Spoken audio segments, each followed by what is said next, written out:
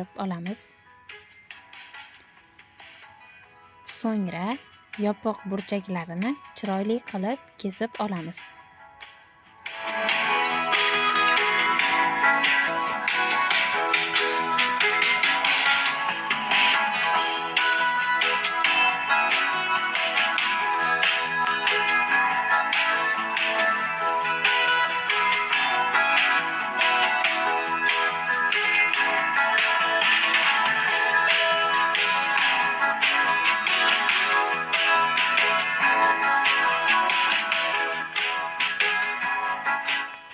Kesib olgan burchaklarimizni chiroyli qilib har ikkala tarafini buklab chiqamiz va o'rta markazini olib sim bilan chiroyli qilib aylantirib chiqamiz.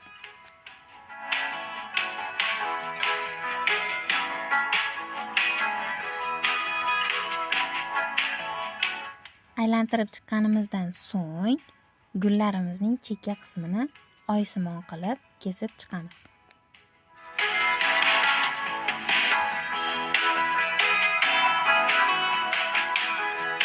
Kesib bo'lganimizdan so'ng atirgul holatiga keltirish uchun salafan paketlarimizni yoyib chiqamiz.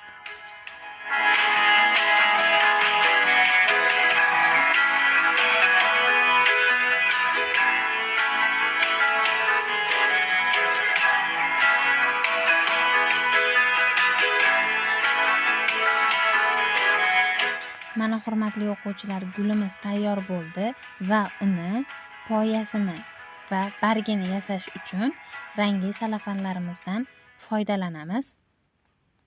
Rangli salafanimizni olamiz, chiroyli qilib to'rtburchak qilib kesib olamiz va uni to'rga buklab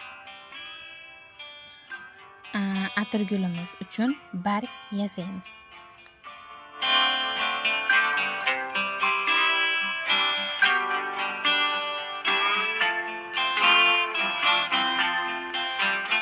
Bargini yasab bo'lgach, atirgul poyamizni chiroyli qilib barglar bilan bezab chiqamiz.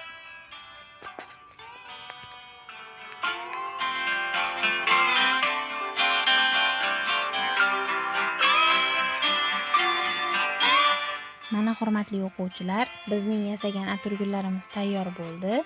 Bu atirgullarimizni xonangizga chiroy qo'shish uchun xonangizga qo'yib qo'ysangiz bo'ladi.